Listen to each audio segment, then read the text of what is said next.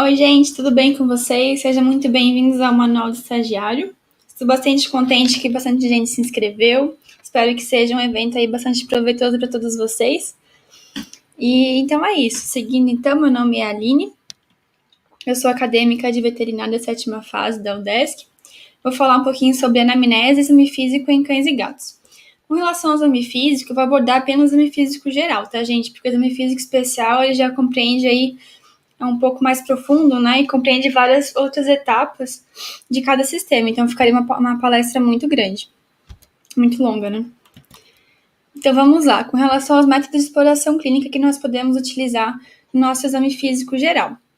Nós temos, então, a inspeção, a palpação, a auscultação, a percussão e também a olfação para fazer essas avaliações.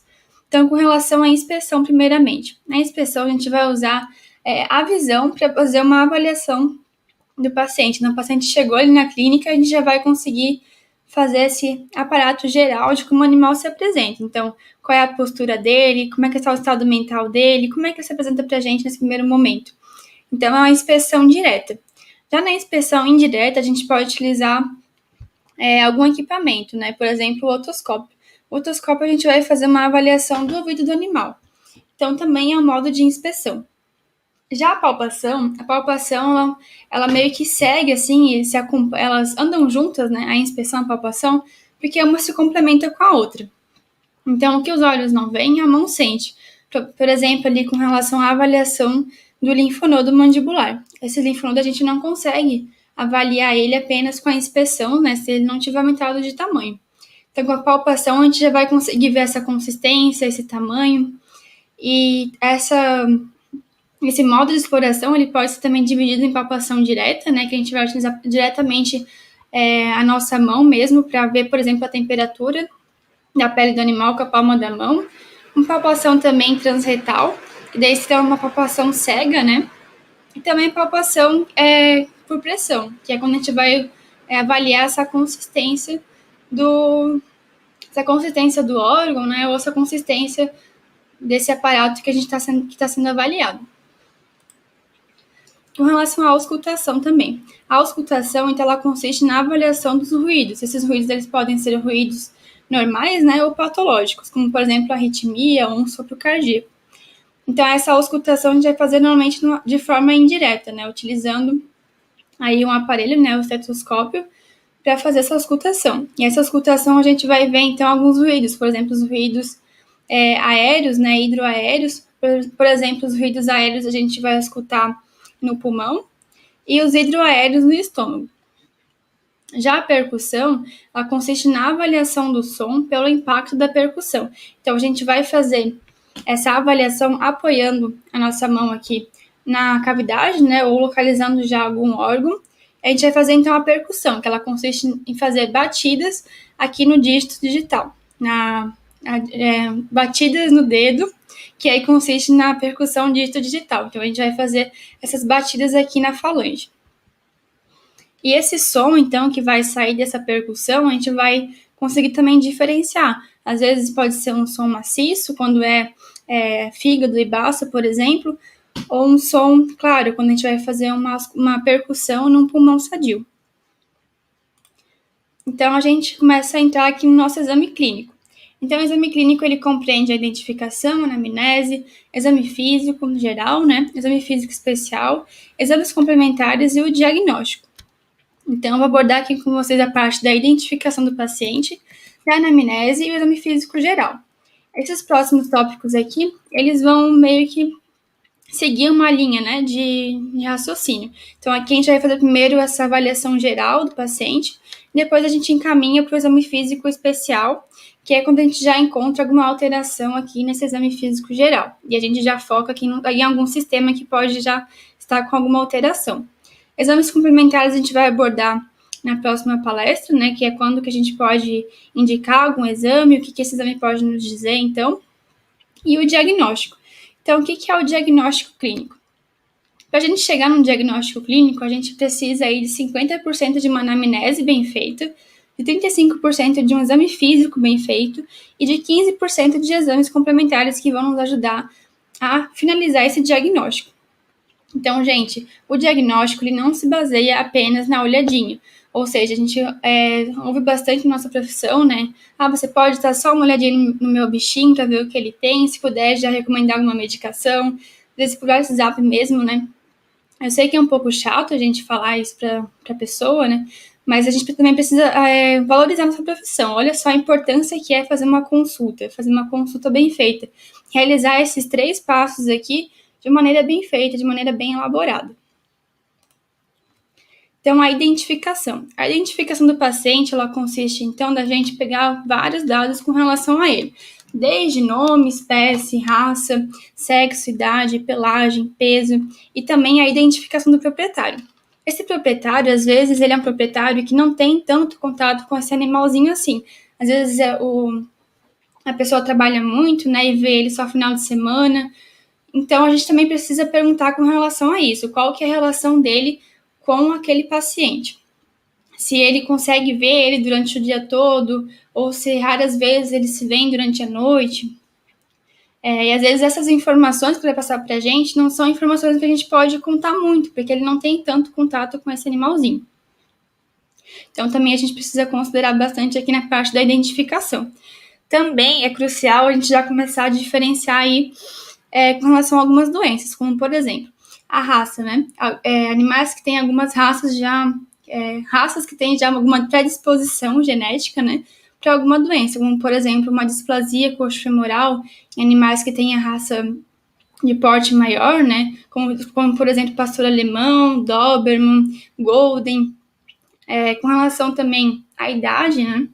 Animais mais jovens, por exemplo, a gente já pode pensar em doenças parasitárias, alguma doença congênita, e animais mais velhos, alguma doença degenerativa, como, por exemplo, uma artrose, uma dor de coluna, uma hernia de disco. E então é isso, gente. Basicamente são essas as informações. Então a gente tem aqui um exemplo de uma ficha de atendimento, né? Só para mostrar para vocês mesmo. Então aqui é a anamnese. Então, o que é a anamnese? Gente, a anamnese é uma recordação, ou seja, todos os fatos relacionados com a doença e com o paciente, a gente precisa abordar, né? A gente precisa estar sabendo dessas informações. Então, quanto maior número de perguntas que a gente fizer, melhor. Vai ser o maior número de informações que a gente vai ter, né? Então, o que a gente pode perguntar, por exemplo? Quando que começou esse sintoma? Quanto tempo faz que ele se apresenta assim, né? Ele piorou, ele melhorou, deu alguma medicação durante esse tempo? Então é importante também a gente saber abordar esse proprietário. Deixar também ele falar tudo que ele tem para falar pra gente, né? Respeitar esse tempo e ter também esse tempo de ouvir o proprietário. Então são aspectos aí bastante importantes que a gente precisa levar em conta também com relação à anamnese. Então, a anamnese a gente pode seguir aí alguns passos, né? Esses passos a gente acaba aprendendo na faculdade, como sendo passos bastante metódicos, né? Mas a gente não precisa seguir essa sequência quando vai fazer essa exploração, né? Essas perguntas que a gente vai abordar. Então, primeiramente, a queixa principal. Depois a gente começa a abordar já algumas perguntas com relação aos órgãos e sistemas, antecedentes, ambiente, cuidados de manejo e contactantes. Então, com relação à queixa principal. Então, o que o animal vem apresentando? Quais são esses sintomas? Quando que começou a apresentar esses sintomas e se houve essa evolução, né, essa melhora, essa piora? Se houve alguma medicação já administrada? Então, aqui é importante também a gente diferenciar com relação ao sintoma e sinal. O sintoma na medicina humana, ele é definido como tudo aquilo que o paciente está sentindo, né? Só que na veterinária a gente não consegue abordar diretamente o animal, né? Fazer perguntas diretamente para ele. Então, a gente considera o sintoma todas aquelas alterações que o animal apresenta para a gente, como uma claudicação, uma tosse. Então, é o modo pelo qual as doenças vão se revelar. Já o sinal é uma avaliação e conclusão do clínico, ou seja, ele vai juntar aquele sintoma que o animal está apresentando e vai fazer uma avaliação, vai fazer um exame físico. Então, esse resultado é o nosso sinal, o sinal clínico. Então, aqui, basicamente, só para relembrar com relação à importância da história médica, né, que a gente precisa também perguntar se levou no veterinário, quando que levou, se melhorou, se piorou, como é que foi essa medicação, qual foi a dose administrada, né, por quanto tempo, como é que o animal respondeu a essa medicação. Então, com relação ao sistema digestório. O sistema digestório a gente pode também abordar de diversas formas, né? Por exemplo, o animal ele se alimenta bem, bebe água normalmente, tem alguma dificuldade de deglutição, será que ele apresenta alguma dor ao ingerir algum alimento, às vezes por causa de alguma alteração na cavidade bucal, às vezes tem alguma neoplasia, alguma lesão. Então, essa dificuldade, como é que ela se demonstra pra gente? O animal, ele geme, a mesma coisa também quando ele for defecar. Como é que tá essa defecação? Qual é a postura que ele adota ao defecar, né? Se tem algum histórico também de diarreia, de vômito. Aí assim a gente vai seguindo nossas perguntas. Também aqui é importante a gente diferenciar, né, o vômito e a regurgitação. Então, o vômito, ele é controlado pelo centro do vômito. Então, esse centro do vômito, ele vai fazer com que o animal comece ali a demonstrar alguns sinais de que está prestes a vomitar, né? Então, o que a gente chama de mímicas do vômito, que é basicamente o animal ele ficar bastante inquieto, né? Ele começa a adotar aquela postura de que vai vomitar e começa a fazer algumas contrações bem fortes abdominais, né? Começa a salivar, ele abre a boca e acaba então vomitando. Esse conteúdo que ele está vomitando é um conteúdo digerido ou parcialmente digerido, ao contrário da regurgitação, porque na regurgitação a gente não vai ter esse controle do vômito, né? Então a gente não vai ter esses sinais de vômito. E também vai ser um alimento já não digerido. Por quê? Porque vai ser uma regurgitação que vai ocorrer logo após a ingestão, ou quando o animal está ingerindo, ele já vai regurgitar. Então aqui é importante a gente fazer essa diferenciação também. Perguntar para o proprietário, né? Tipo, ele vomitou, tá? Mas o que apareceu no vômito? Apareceu rações inteiras, rações já digeridas, às vezes algum arroz inteiro, enfim, depende do que ele come, né? E assim, com a pergunta que a gente for fazer e a resposta do proprietário, a gente já consegue diferenciar se ele vomitou realmente ou se ele apenas regurgitou. Então, também com relação às fezes, né? Qual é a cor dessas fezes, o odor, a consistência, são fezes bem moles, são fezes mais duras, será que está com alguma constipação? Como é que está o volume dessas fezes, a frequência? E também se tem algum sangue nas fezes, né? Então, com relação à diarreia. Aqui também a gente pode abordar, para fazer essa diferença, se é uma diarreia de intestino delgado ou intestino grosso, por exemplo aqui, com relação à presença de sangue. Quando o sangue ele vem do intestino delgado, ele já é um sangue digerido. Então a gente vai chamar de melena. Então essas fezes, elas vão ser fezes mais escuras. Já com o intestino grosso, vão ser fezes já com sangue de cor viva, né? Um sangue vivo.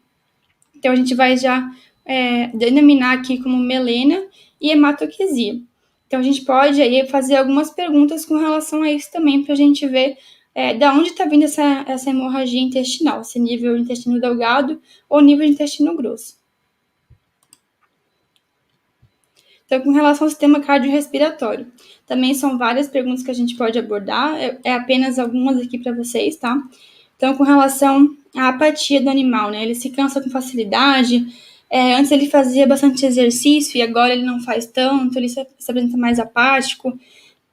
Quando ele vai passear, por exemplo, ele cansa muito rápido, ele respira com dificuldade, ele tosse nesse passeio, ou quando ele vai deitar, por exemplo, ele acaba tossindo. Como é que é essa tosse? Essa tosse é uma tosse mais seca, uma tosse mais úmida? Tem algum material, né, alguma expectoração que ele elimina? Como é que é esse material? É uma expectoração mais escura, mais clara? Se ele elimina sangue, também é importante a gente perguntar, sangue pelas narinas, né? Tem algum histórico de desmaio também? Ou também com relação à perda de peso. Por exemplo, animais que são cardiopatas crônicos, às vezes eles podem apresentar aí já um histórico de perda de peso. Então, também a gente pode perguntar com relação ao peso.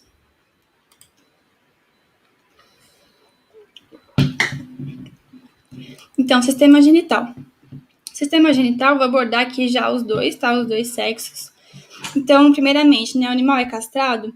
Se for numa fêmea, né, ela tem algum histórico de parto recente? Como é que foi esse parto? Foi um parto que teve alguma complicação?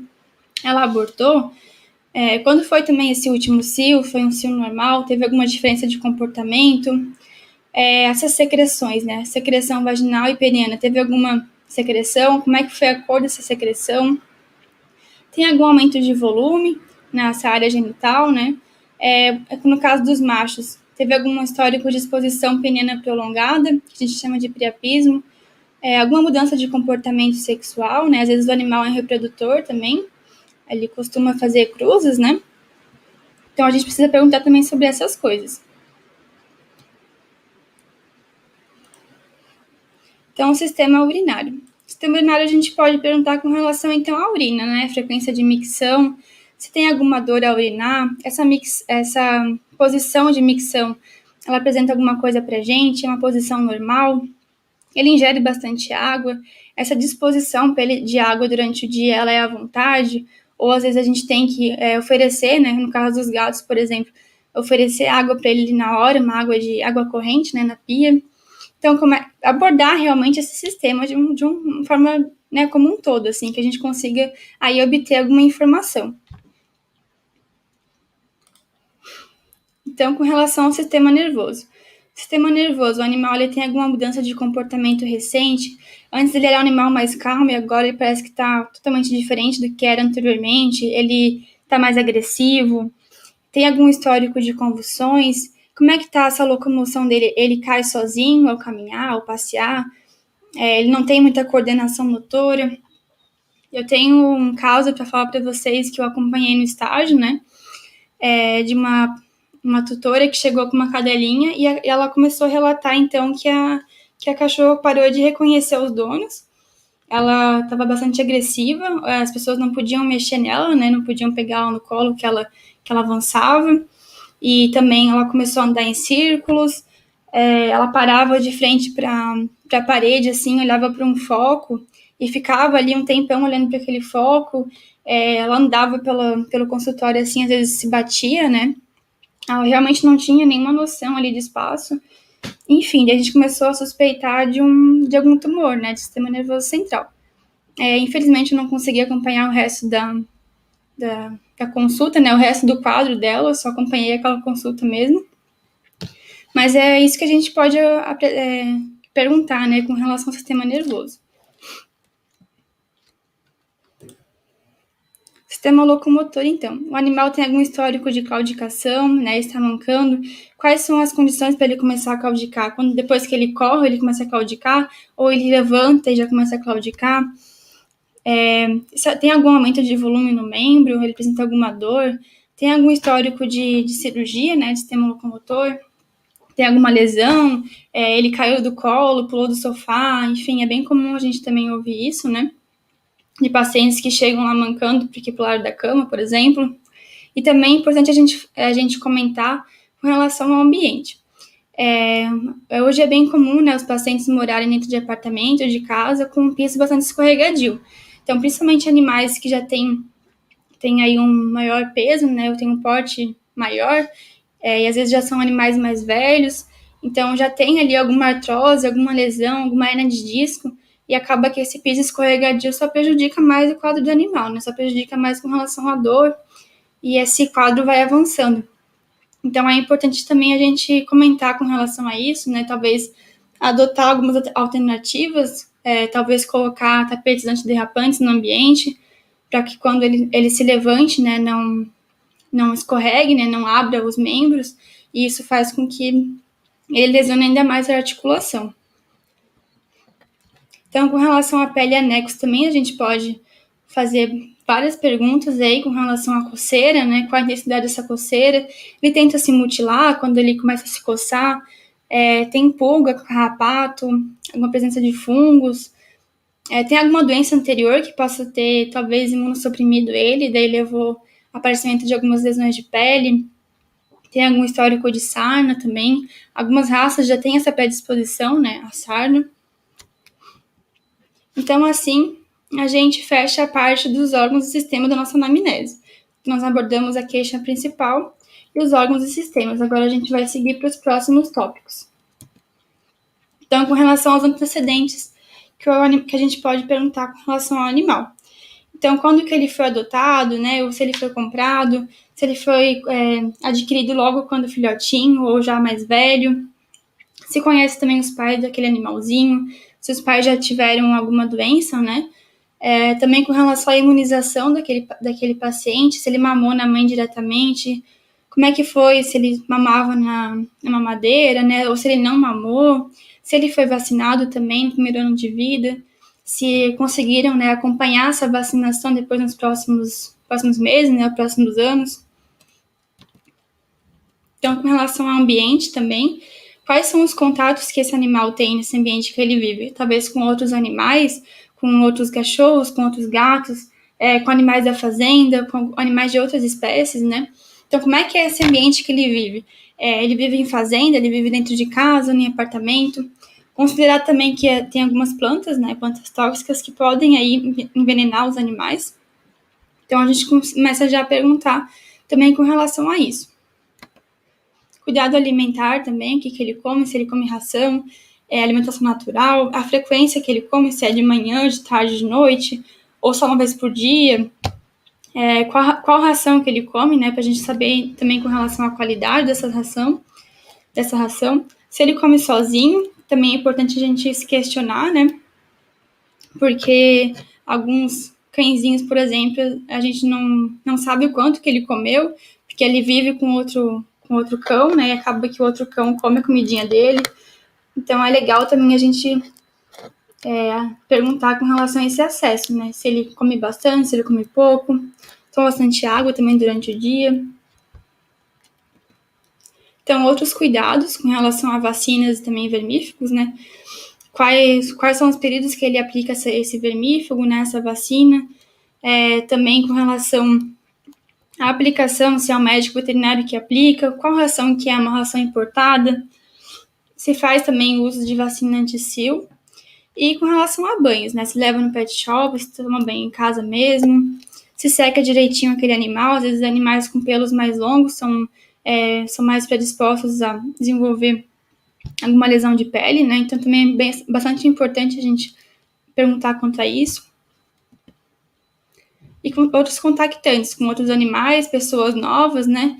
Ou se teve algum histórico de passeio recente, se o animal ele ficou em casa sozinho, ou se ele foi junto nesse passeio, para onde que eles foram, né? Como é que foi esse passeio, se ele ficou bem, ou se ele ficou em casa, se aconteceu alguma coisa. Então, a gente agora conseguiu completar a nossa anamnese, né? A gente antes abordou a queixa principal e órgãos e sistemas, e agora os antecedentes, ambiente, cuidados de manejo e também contactantes. E assim a gente fecha nossa anamnese. E então o exame clínico, né? A gente já abordou a identificação e a anamnese. Agora vamos para o exame físico geral.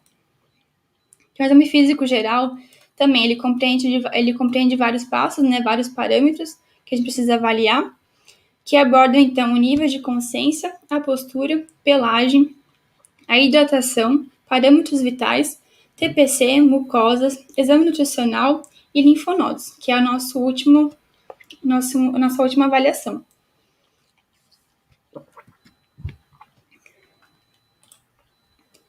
Então, aqui com relação a nível de consciência. Então, como é que está esse comportamento do animal? Como é que ele chegou na clínica pra gente? Ele chegou alerta? Ele estava respondendo a estímulos do ambiente? Ou ele estava já meio apático, não respondendo muito? Ou não estava respondendo nada, né? Estava totalmente comatoso? Ou também aqueles animais já super excitados? Então, aqui também é importante a gente perguntar com relação a isso. Normalmente o animal ele é assim mesmo em casa, ele fica bem quietinho, ou é só aqui na clínica que ele está mais assustado, ou se é sempre assim, que ele está sempre excitado em casa também, ou é só quando ele passeia. Então, é legal a gente fazer essa comparação com relação ao comportamento também. Então, a postura. A postura aqui a gente pode abordar também diversas situações. Então, a postura é o posicionamento que o animal adota, né, em posição quadrupedal, ou também em locomoção.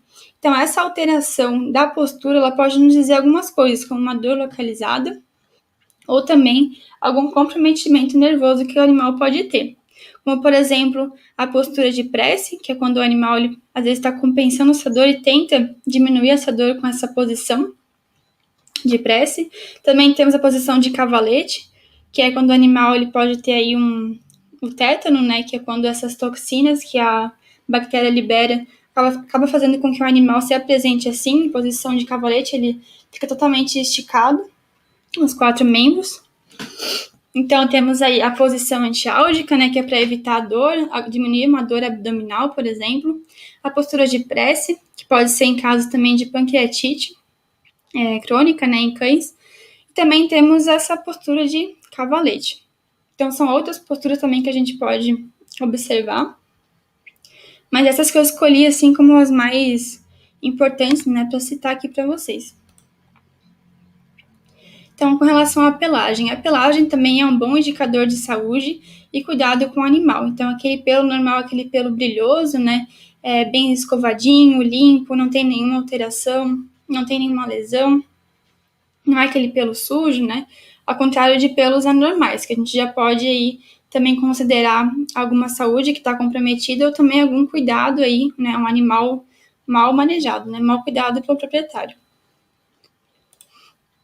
Então, o exame nutricional a gente vai basicamente aí ver qual é o score corporal do animal, né? Se é um score normal, quando todas as áreas proeminentes estão recobertas, né? Não tem nenhuma proeminência óssea aparecendo.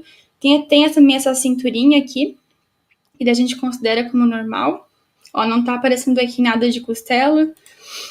Já animais magros, né? As proeminências ósseas começam a aparecer. Essa cinturinha já começa a aparecer bem mais. Começam a aparecer as costelas.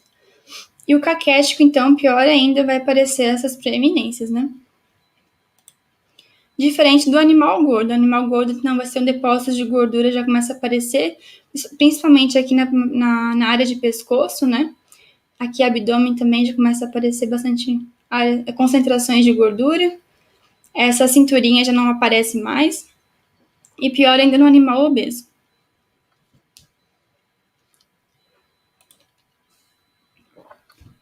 Então, com relação, né, ao sobrepeso nos animais. Quem que é ocupado com relação a isso? Será que é o animalzinho, que ele às vezes é muito ansioso, né, que tem que comer muito? Ou será que é o tutor, né, gente? Então, assim, é legal também a gente abordar, se questionar e abordar o tutor com relação a isso. Então, às vezes, já fazer algumas indicações para ele, né, com relação a passeio, a manejo de alimentação, a cuidado de alimentação, quem sabe trocar essa ração, ou às vezes começar já uma alimentação natural, uma alimentação controlada. Então, a gente não pode também deixar o tutor acreditar que o animal, assim, né, ele tá feliz. Porque um animal feliz é aquele animal que tá bem de saúde, né, isso aqui não é um animal com saúde. Então, também precisa prezar pela qualidade de vida dos nossos bichinhos. Também a gente precisa defender isso na nossa profissão. Então, com relação aos parâmetros vitais que a gente vai avaliar também aqui no exame físico. Então, os parâmetros de frequência cardíaca, frequência respiratória e temperatura retal são importantes porque a gente vai começar a avaliar, né, de maneira geral, como é que o animal está, o estado de saúde dele. Então, primeiramente, a frequência cardíaca. A frequência cardíaca, a gente vai ver, então, os batimentos por minuto do paciente, a frequência respiratória, os movimentos por minuto, e a temperatura retal, então, a gente vai utilizar o termômetro retal para fazer essa avaliação.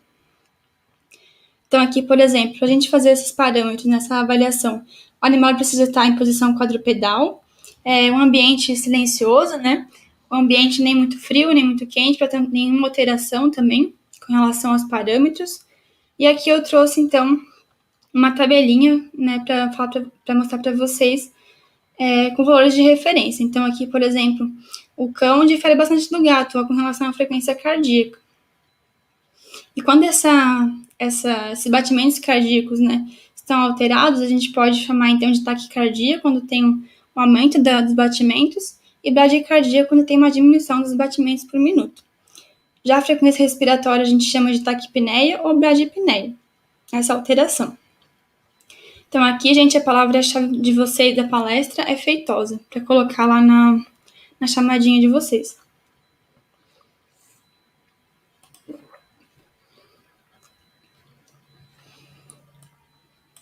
Então, com relação à frequência cardíaca ainda, para a gente avaliar esses batimentos cardíacos, né, a gente precisa estar com o animal em posição quadrupedal, né, aqui em cima da mesa, e nós temos, então, 4 focos, que é o foco pulmonar, o foco aórtico, o foco mitral e também o foco da tricúspide. A tricúspide, então, é a única que a gente vai avaliar pelo lado direito, os outros 6 a gente vê o lado esquerdo.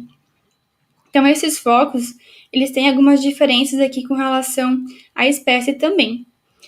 Então, é importante também a gente saber esses focos, se quiserem também anotar, anotar também com relação aos parâmetros, né, de referência. Peraí, aqui. Se quiser anotar também com relação a esses parâmetros, também é importante a gente ter no nosso caderninho de estagiário, né. E é isso que a gente vai fazer. Para a gente avaliar esse foco pulmonar, por exemplo, a gente vai auscultar no terceiro espaço intercostal do cão. Então, a gente vai apoiar aqui o nosso esteto. Já o foco aórtico é o quarto espaço intercostal. O mitral é o quinto espaço intercostal e a tricúspide no lado direito, né, o quarto espaço intercostal. Já a frequência respiratória, então, é o número de movimentos por minuto. Para fazer essa contagem, a gente vai observar, então, o movimento do tórax e o do abdômen. Então, a gente vai se posicionar aqui um pouco atrás do animal, obliquamente, né, e vai observar esses movimentos do tórax e do abdômen. Ver essa inspiração e essa expiração. Então, esse movimento aqui na cavidade abdominal, que é da movimento do abdômen, né, seguido do tórax, a gente começa, então, a contar. Então, a taquipneia quando está aumentada essa frequência respiratória e a bradipneia quando está diminuída. Então, com relação também à hidratação. A hidratação a gente consegue avaliar, né, e classificar se é uma hidratação normal ou se o animal está desidratado com relação ao tempo de turgor de pele. O que a gente vai fazer? A gente vai pegar aqui a pele do animal, normalmente a gente pega na região aqui cervical, né? E vai fazer essa prega. Então, essa prega que a gente vai realizar, ela precisa retornar, esse tempo de turgor, né? Ele precisa retornar em até 2 segundos, para a gente dizer que é uma pele saudável e elástica, né? Uma pele hidratada. Já uma pele desidratada, a gente vai começar aí haver uma demora nesse retorno de pregueamento.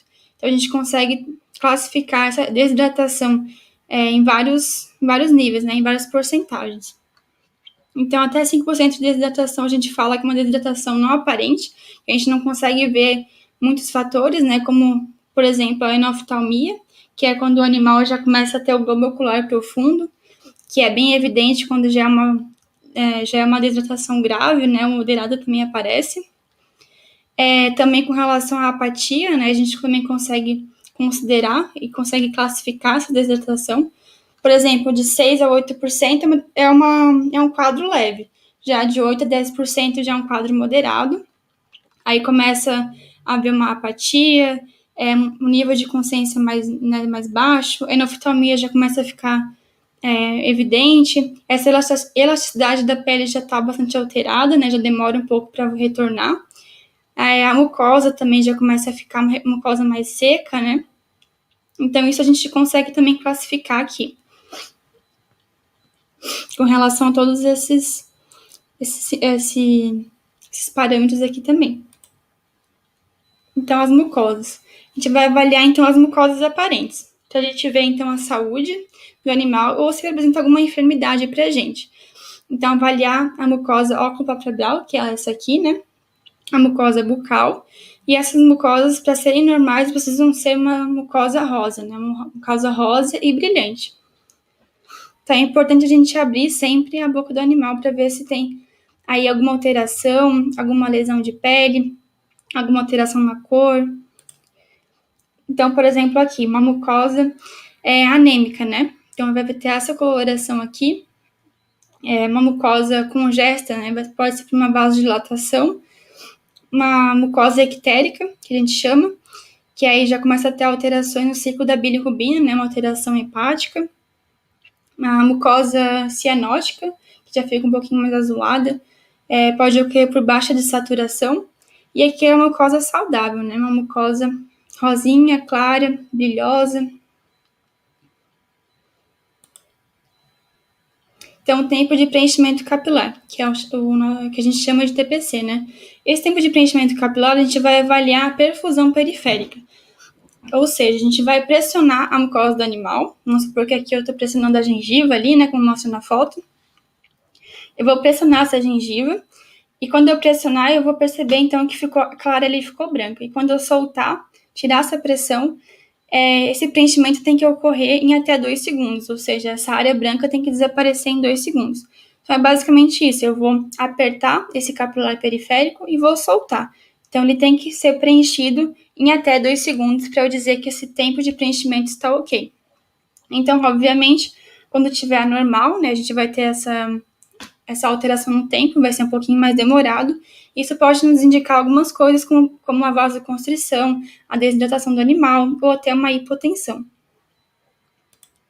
Então, quando a gente for lá avaliar as mucosas, né, para ver a coloração e avaliar já a cavidade bucal, a gente já aproveita aqui e faz o TPC também. Então, com relação aos linfonodos. Os linfonodos, eles fazem parte do sistema linfático, né? E o que é o sistema linfático? É meio que uma via acessória que os líquidos podem fluir, então, do espaço intersticial para o sangue. Então, esses linfonodos, eles vão estar localizados em várias regiões do corpo do animal. E essa avaliação do linfonodo, ela precisa ser bilateral, que nem aqui, por exemplo, a gente tem o linfonodo mandibular, né? Então, a gente vai avaliar sempre dos dois lados, porque essa alteração de linfonodo, ela pode ser uma alteração localizada ou generalizada, ou seja, o linfonodo, ele vai nos indicar, então, se aquela região do corpo do animal tem alguma alteração, às vezes uma inflamação, uma infecção, ou uma doença infecciosa, como a leishmaniose. Então, é importante a gente sempre fazer dos dois lados para a gente dizer se é uma alteração sistêmica ou se é uma alteração localizada. Então, a gente vai usar a inspeção, né, que é fazer a visão geral do animal, para ver se tem alguma alteração de tamanho, né, de proeminência ali naquele linfonodo, e também a gente vai palpar. Então, com isso, a gente vai avaliar na palpação o tamanho do linfonodo. Então, normalmente, esses linfonodos, eles são linfonodos que são esféricos, né? Eles parecem um pouco com um grãozinho assim, de feijão. E a consistência que a gente avalia é uma consistência firme. E também eles não podem ser sensíveis à palpação, né? Então, quando a gente for ali fazer uma palpação por pressão, eles não podem sentir dor. Além disso, esses linfonodos, eles são móveis, ou seja, a gente vai palpar eles e vai conseguir movimentá-los. E também eles não podem ter nenhuma alteração com relação à temperatura. A temperatura precisa ser igual à da pele. Então, sempre que tiver uma alteração de linfonodo, a gente vai basicamente observar aí um tamanho alterado, né? O animal vai sentir alguma dor à palpação também, pode acontecer, ou até um aumento de temperatura também. Então, aqui, por exemplo, com relação aos linfonodos, né, do cão, a gente consegue palpar os mandibulares, os pré-escapulares, os inguinais superficiais e os poplíteos. Então, o linfonodo mandibular, ele vai drenar aqui toda a área de língua e lábio do animal, né? Então, essa parte aqui mais da cabeça mesmo, vai ser o mandibular que ele vai drenar. Já o pré-escapular, ele vai drenar, por exemplo, a área aqui de pescoço, né, de ombro e de membro torácico. Já o inguinal superficial, ele vai drenar ali a região de sistema genital do macho, né? E o poplíteo, ele vai basicamente drenar aqui os ossos, né? Músculos, tendões e ligamentos dessa região aqui da coxa. Então, os mandibulares, eles basicamente têm um formato esférico, bem como os poplíteos, e a gente consegue aqui sentir essa mobilidade. E aqui também. Já os pré-escapulares, eles são um pouquinho mais longuinhos, não são tão esféricos quanto esses dois. E o inguinal superficial, ele vai ficar bem ali na parte medial ali do corpo do pênis. Então, basicamente, são esses. O que a gente mais consegue ver com relação aos gatos, né, é o mandibular e o poplíteo também. Então, assim, a gente chega no exame físico geral, a gente termina ele, né? Então, a gente conseguiu abordar o nível de consciência, a gente conseguiu abordar a postura, pelagem, hidratação, parâmetros vitais, o TPC, mucosas, exame nutricional e também os linfonodos, sendo aí nossa última avaliação. Então, gente, com relação à palavra-chave, né, lembrando que é feitosa, nosso livro de semiologia. Inclusive, eu já indico para vocês, para quem quiser ler, é um livro muito legal, um livro muito bom, e foi em base nele, né, que eu fiz essa palestra para vocês. Então é isso, gente, muito obrigada. Espero que vocês aproveitem bastante o evento, que consigam aí aplicar na rotina de estágio de vocês e que seja aí bastante proveitoso essa experiência de estágio, que ela é muito importante para a gente também na faculdade. Então, se precisar aí, pode me chamar lá no Instagram ou no WhatsApp, do grupo do evento, né? E sigam a gente lá nas redes sociais do GEP. Então é isso, gente. Muito obrigada pela atenção. Desculpa qualquer coisa aí, às vezes eu me enrolei um pouquinho, né? Mas espero que tenha ficado claro para vocês o que eu queria passar aqui. Tá bom? Até mais, gente. Obrigada.